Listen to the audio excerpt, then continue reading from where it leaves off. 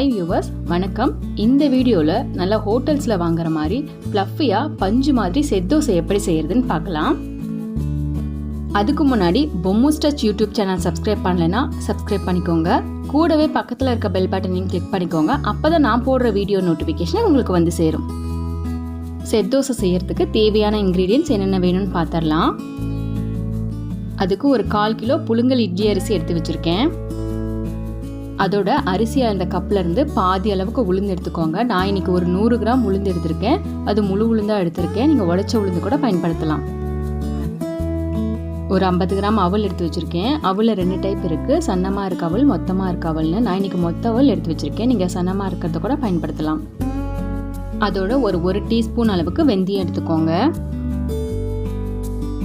இதெல்லாம் ஒரு பவுலில் போட்டு ஒரு 2 தடவை நல்லா தண்ணி ஊற்றி அலசிக்கோங்க. 3ஆவது தடவை தண்ணி ஊற்றி ஒரு 3லேருந்து 4 மணி நேரத்துக்கு நல்லா ஊற வச்சுக்கோங்க. இது நல்லா ஊறினதும் இதில் இருக்க தண்ணியெலாம் நல்லா வடிச்சிட்டு ஜாரில் போட்டுக்கோங்க. நான் இன்றைக்கி மிக்சியில் அரைக்கிறதுனால இதில் போட்டிருக்கேன். நீங்கள் கிரைண்டரில் கூட அரைச்சிக்கலாம். அரிசி நல்லா மாவு மாதிரி அரைஞ்சி வரதுக்காக கொஞ்சமாக தண்ணி ஊற்றி அரைச்சிக்கோங்க. இப்போ மாவை நல்லா நைஸாக அரைச்சிட்டு வந்தாச்சு. இந்த மாவுக்கு தேவையான அளவுக்கு உப்பு, ஒரு 1/4 டீஸ்பூன் இட்லி சோடா சேர்த்து இதை நல்லா கலந்து விட்டுக்கோங்க.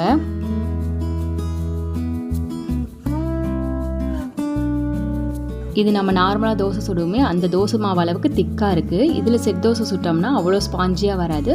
ஸோ ஒரு 1/4 கப் தண்ணி ஊற்றி இதை நல்லா கலந்து விட்டுக்கோங்க.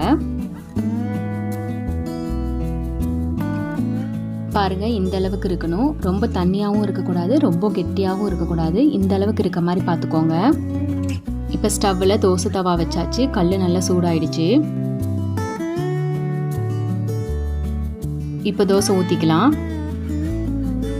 பாருங்கள், நம்ம தோசை மாதிரி எதுவும் சுத்தாமலேயே மாவு ஃப்ளோ ஆகி உருண்டையாக நல்லா தோசை மாதிரி வந்துடுச்சு. இந்த அளவுக்கு மாவோட கன்சிஸ்டன்சி இருக்க மாதிரி பார்த்துக்கோங்க. செட் தோசையை நம்ம நார்மல் தோசை மாதிரி சுற்றி விடக்கூடாது. இப்போ ஒரு 2 நிமிஷத்துக்கு நல்லா மூடி போட்டு வேக விட்டுடலாம். செட் தோசையை நம்ம வீட்டில் சுடுற தோசை மாதிரி திருப்பி போட்டு சுட மாட்டாங்க. இதோட அடிப்பகுதி அந்த தோசைக்கல்லோட சூட்லேயே வெந்துடும். மேல் பகுதி நம்ம மூடி போட்டு வைக்கிறதுனால தாவிலேயே வெந்துடும்.